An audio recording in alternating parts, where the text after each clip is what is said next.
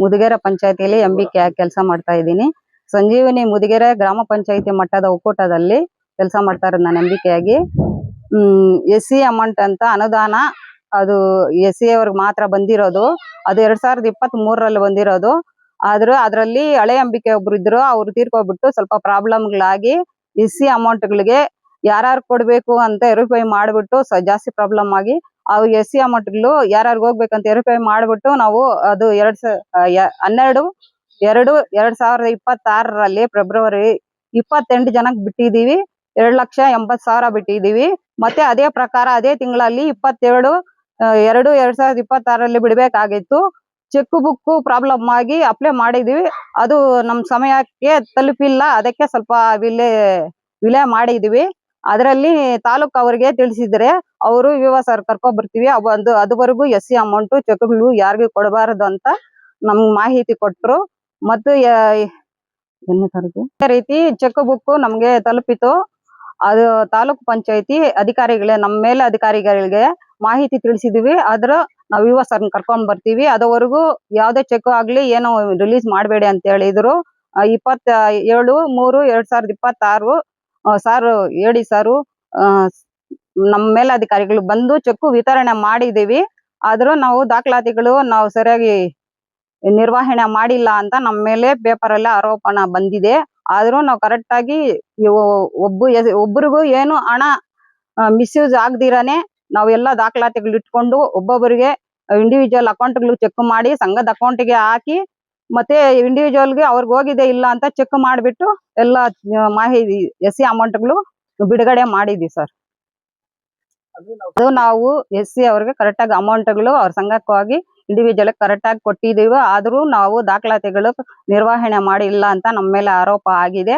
ಅದು ನಾವು ಕರೆಕ್ಟ್ ಆಗಿ ಮಾಡಿದೀವಿ. ಈ ದಾಖಲಾತಿ ಸರಿಯಾಗಿಲ್ಲ, ಹಣ ದುರುಪಯೋಗ ಆಗಿದೆ ಅಂತ ನಮ್ಮ ಮೇಲೆ ಆರೋಪ ಆಗಿದೆ. ಅದು ಸತ್ಯದ ಸುದ್ದಿ ಅಲ್ಲ.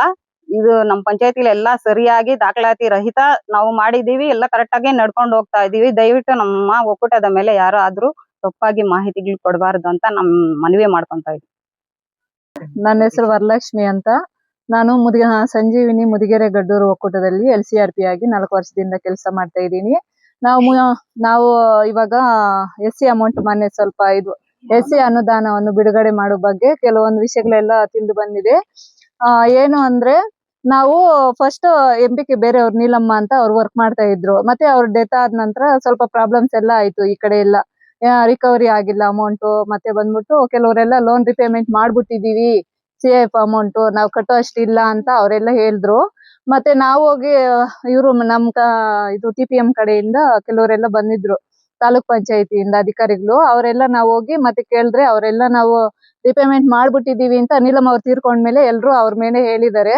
ಮತ್ತೆ ನಾವು ಅವ್ರನ್ನೆಲ್ಲ ಹೋಗಿ ಜಗಳ ಮಾಡಿ ಮತ್ತೆ ಏನಾದ್ರು ಸ್ವಲ್ಪ ರಿಪೇಮೆಂಟ್ ಮಾಡ್ಸೋಣ, ನಮ್ಮ ಒಕ್ಕೂಟ ಎಲ್ಲ ಈ ತರ ಆಗೋಗಿದೆ ಅಂತೆಲ್ಲ ಕಷ್ಟಪಟ್ಟು ಮತ್ತೆ ಕಂಪ್ಲೇಂಟ್ ಎಲ್ಲ ಕೊಟ್ಟಿದ್ವಿ. ನಂದಿ ಸ್ಟೇಷನ್ ಅಲ್ಲೆಲ್ಲ ಗಲಾಟೆಗಳೆಲ್ಲ ಆಯ್ತು ಸ್ವಲ್ಪ ದಿವಸ ಎಲ್ಲ.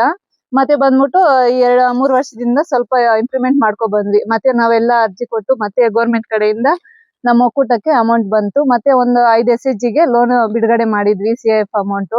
ಮತ್ತೆ ರಿಕವರಿನೂ ಚೆನ್ನಾಗ್ ಆಗ್ತಾ ಇದೆ ನಾವು ರಿಲೀಸ್ ಮಾಡಿರೋ ಅಮೌಂಟ್.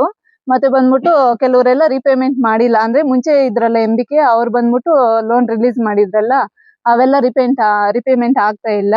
ಮತ್ತೆ ಈ SC ಅನುದಾನವನ್ನು ಕೆಲವ್ರಿಗೆಲ್ಲ ನಾವೇ ಹೋಗಿ ಫೀಲ್ಡ್ಗೆಲ್ಲ ಹೋಗಿ ವೆರಿಫೈ ಮಾಡಿ ಮತ್ತೆ ಬಂದ್ಬಿಟ್ಟು ನಾವೆಲ್ಲ ಫೋಟೋಸ್ ಎಲ್ಲ ತಕೊಂಡು ಗ್ರೂಪ್ ಅಲ್ಲೆಲ್ಲ ಹಾಕಿ ನಾವೆಲ್ಲ ಮಾಡಿದ್ವಿ. ಮತ್ತೆ ಬಂದ್ಬಿಟ್ಟು ಇಂಥ SHGಗಳಿಗೆಲ್ಲ ಇಷ್ಟಿಷ್ಟು ಜನಕ್ಕೆ ಬಂದಿದೆ ಅಂತ ನಾವೇ ಹೋಗಿ ಅವ್ರ ಪರ್ಸನಲ್ ಅಕೌಂಟ್ ಅವೆಲ್ಲ ತಕೊಂಡು ಮತ್ತೆ ನಾವು ಸರಿ ಈ ತರ ಬನ್ನಿ ಮೀಟಿಂಗ್ ಇದೆ, ನಾವು ಮಾತಾಡ್ಬಿಟ್ಟು ಪಂಚಾಯತಿಯಲ್ಲಿ ನಿಮ್ಗೆ ಅನುದಾನ ಬಂದಿದೆ SC ಅನುದಾನ, ನಾವು ನಿಮ್ಗೆ ಬಿಡುಗಡೆ ಮಾಡ್ತೀವಿ ಅಂತ ಹೇಳಿ ಬಂದಿದ್ವು.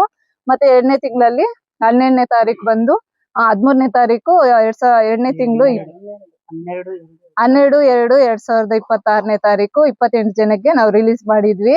ಮತ್ತೆ ಚೆಕ್ ಸ್ವಲ್ಪ ಕಮ್ಮಿ ಇತ್ತು, ಚೆಕ್ ಪೇಪರ್ಸ್. ಮತ್ತೆ ನಾವು ಚೆಕ್ ಅಪ್ಲೈ ಮಾಡಿದ್ವಿ ಬ್ಯಾಂಕ್ ಅಲ್ಲಿ. ಅದು ಬಂದಿದೆ ಒಕ್ಕೂಟ ಪಂಚಾಯತಿಗೆ ಬಂದಿದೆ, ಅಡ್ರೆಸ್ ಅವ್ರಿಗೆ ಗೊತ್ತಾಗ್ದಿರ ಮತ್ತೆ ಬ್ಯಾಂಕ್ ರಿಟರ್ನ್ ಹೋಗಿತ್ತು. ಮತ್ತೆ ಅಧ್ಯಕ್ಷರು ಕಾರ್ಯದರ್ಶಿ ಹೋಗ್ಬಿಟ್ಟು ಬ್ಯಾಂಕ್ ಅಲ್ಲಿ ಚೆಕ್ ಬುಕ್ ತಕೊ ಬಂದ್ರು. ಮತ್ತೆ ಚೆಕ್ ಬುಕ್ ಬಂದಿದೆ ಅಂತ ನಾವು ತಾಲೂಕ್ ಪಂಚಾಯತಿ ಅಧಿಕಾರಿಗಳಿಗೆ ತಿಳಿಸಿದ್ವಿ. ಮತ್ತೆ ಅವ್ರು ಬಂದ್ಬಿಟ್ಟು ತಿಳಿಸಿದ್ಮೇಲೆ ಆಯ್ತು ನೀವ್ ಯಾವ್ದು ಅಮೌಂಟ್ ರಿಲೀಸ್ ಮಾಡಬೇಡಿ, ನಾವು ಬರ್ತೀವಿ ಸರ್ ಕರ್ಕೊ ಬಂದು ಅಂತ ಹೇಳಿದ್ರು. ಮತ್ತೆ 2 ದಿವಸನೂ ಬಂದಿಲ್ಲ ಇಒ ಸರ್ ಅವರು. ನಾವು ಹೋಗಿ ಇಒ ಸರ್ ಮೀಟ್ ಮಾಡಿದ್ವಿ. ಅವ್ರು ಹೇಳಿದ್ರು ಸರಿ ಅಮ್ಮ ನಾಳೆ 12 ಗಂಟೆಗೆ ಬರ್ತೀನಿ ಅಂತ ಹೇಳಿದ್ರು. ಅವತ್ತು ಬರಕ್ ಆಗಿಲ್ಲ, ಏನೋ ಸ್ವಲ್ಪ ಕೆಲಸ ಇದೆ ಅಂತ ಸಾರ್ ಅವ್ರು ಬಂದಿಲ್ಲ. ಸರಿ ಅಂತ ಮತ್ತೆ ನಾವು ಹಂಗೆ ಇದ್ವಿ. ಮತ್ತೆ ನಮ್ಮ ತಾಲೂಕು ಅಧಿಕಾರಿಗಳು ರತ್ನೇಶ್ ಸರ್ ಅವ್ರು ಬಂದ್ಬಿಟ್ಟು ಇಒ ಸರ್ ಬರ್ತಾ ಇದಾರೆ, ನೀವೆಲ್ಲ ಫಲಾನುಭವಿಗಳನ್ನು ಸೇರಿಸಿ ಪಂಚಾಯತಿಯಲ್ಲಿ ಅಂತ ಹೇಳಿದ್ರು ಅವರು. ಸರಿ ಅಂತ ನಾವು ಸೇರಿಸಿದ್ವಿ. ಇಒ ಸರ್ ಅವರು ಬರ್ತಾ ಇದಾರೆ ಅಂತ ಸೇರಿಸಿದ್ವಿ. ಮತ್ತೆ ಸರ್ 27 ತಾರೀಕು 3 ನೆಲ 27/3/2026 ತಾರೀಕು ಮತ್ತೆ ಇಒ ಸರ್ ಅವ್ರು ಬಂದಿಲ್ಲ. ಮತ್ತೆ ಎಡಿ ಸರ್ ಅವರು ಮತ್ತೆ ಇನ್ನು ಕೆಲವೊಬ್ರು ನಮ್ಗೆ ಗೊತ್ತಿಲ್ಲ, ಬಟ್ ಅವರು ಬಂದಿದ್ರು ನಮ್ಮ ಪಂಚಾಯತಿಗೆ. ಬಂದು ಅವ್ರು ನಾವು ಚೆಕ್ ವಿತರಣೆ ಮಾಡ್ತಾ ಇದೀವಿ ಅಂತೆಲ್ಲ ಹೇಳಿ, ನಾವು ಡಾಕ್ಯುಮೆಂಟ್ಸ್ ಎಲ್ಲ ಕರೆಕ್ಟ್ ಆಗಿ ಬರ್ದಿದ್ವಿ. ರಿಕವರಿ ಆಗದಿರೋ ಇರೋದು ಬುಕ್ ಅಲ್ಲಿ ಎಂಟ್ರಿ ಮಾಡಕ್ ಆಗಲ್ಲ. ಆದ್ರೆ ಅವರು ರಿಕವರಿ ಆಗದಿರೋ ಇರೋ SHGಗಳದೆಲ್ಲ ಲೀಸ್ಟ್ ನೋಡ್ಬಿಟ್ಟು ಆ ಬುಕ್ ಅಲ್ಲಿ ನೀವು ದಾಖಲಾತಿ ಸರಿಯಾಗಿ ಮಾಡಿಲ್ಲ ಅಂತ ಅವರೇ ಹೇಳಿರೋದು. ಮತ್ತೆ ಅವರು ಎಲ್ಲ ಪುಸ್ತಕ ಎಲ್ಲ ಪರಿಶೀಲನೆ ಮಾಡಿ ಅವ್ರು ಕರೆಕ್ಟ್ ಆಗಿ ನೋಡಿ ಆಮೇಲೆ ಹೇಳ್ಬೇಕಾಗಿತ್ತು. ಆದ್ರೆ ಅವರು ಒಂದು ಪುಸ್ತಕದಲ್ಲಿ ಮಾತ್ರ ನೋಡ್ಬಿಟ್ಟು ಇವರು ದಾಖಲಾತಿ ಸರಿ ಇಲ್ಲ, ಹಣ ಎಲ್ಲ ಮಿಸ್ಯೂಸ್ ಆಗಿದೆ, ದುರುಪಯೋಗ ಆಗಿದೆ ಅಂತ ಅವ್ರು ಹೇಳಿದ್ದಾರೆ. ನಾವು ಯಾವುದೇ ಹಣ ದುರುಪಯೋಗ ಆಗಿಲ್ಲ. ನಮ್ಮ ಒಕ್ಕೂಟ ಮೊನ್ನೆನು ನಾವು 5 SHGಗೆ ಮತ್ತೆ ಲೋನ್ CF ಅಮೌಂಟ್ ರಿಲೀಸ್ ಮಾಡಿದೀವಿ. ಯಾವುದೇ ದುರುಪಯೋಗ ಆಗಿಲ್ಲ. ಮತ್ತೆ SC ಫಲಾನುಭವಿಗಳಿಗೂ ಅವರವರ ಖಾತೆಗೆ, ಸಂಘದ SHGಗಳ ಖಾತೆಗೆ ನಮ್ಮ ಒಕ್ಕೂಟದಿಂದ ಅವರ ಅಮೌಂಟ್ ಎಲ್ಲ ಹಾಕಿದೀವಿ ಸರ್. ಚೆಕ್ ಮುಖಾಂತರ ಅವ್ರ SHGಗಳಿಗೆಲ್ಲ ಅಮೌಂಟ್ ಎಲ್ಲ ಕಳ್ಸಿದೀವಿ. ಆದ್ರೂ ಅವ್ರು ಕೆಲವೊಂದು ಸುಳ್ಳು ಮಾಹಿತಿಗಳೆಲ್ಲ ಏನೇನೋ ಹಾಕಿದ್ದಾರೆ.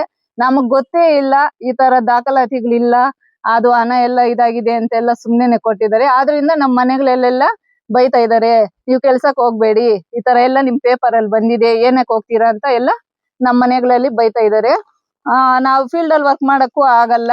ಮುಂಚೆನೆ ಈ ತರ ಒಬ್ಬರು ತೀರ್ಕೊಂಡು ಅಮೌಂಟ್ ಎಲ್ಲ ಮಿಸ್ಯೂಸ್ ಆಗಿದೆ ಅಂತ ಯಾರು ನಂಬ್ತಾ ಇಲ್ಲ ನಮ್ಮನ್ನ. ಈ 3 ವರ್ಷದಿಂದ ನಾವು ಅವ್ರ ನಂಬಿಕೆ ಕೊಟ್ಟು ಅವ್ರ ಒಕ್ಕೂಟದವರೆಗೂ ಬರೋವರೆಗೂ ಬರ್ಸಿ ಅವ್ರ ಲೋನ್ಗಳೆಲ್ಲ ರಿಲೀಸ್ ಮಾಡಿದೀವಿ. ಆದ್ರೆ ಇವಾಗ ಮತ್ತೆ ಈ ತರ ಇಲ್ದಿರ ಇರೋ ವಿಷಯಗಳೆಲ್ಲ ತಿಳಿಸ್ತಾ ಇದಾರೆ. ಸೊ ಇದಕ್ಕಾಗಿ ಮೇಲಧಿಕಾರಿಗಳು ಯಾರಾದ್ರೂ ಆಗ್ಲಿ ಎಚ್ಚೆದ್ಕೊಂಡು ನಮ್ಮ ಮೇಲೆ ಏನು ತಪ್ಪು ಆರೋಪನೆ, ಸುಳ್ಳು ಆರೋಪನೆ ಬರ್ದಿರ ನೋಡ್ಬೇಕಾಗಿ ವಿನಂತಿ ಮಾಡ್ತಾ ಇದೀವಿ. ಧನ್ಯವಾದಗಳು.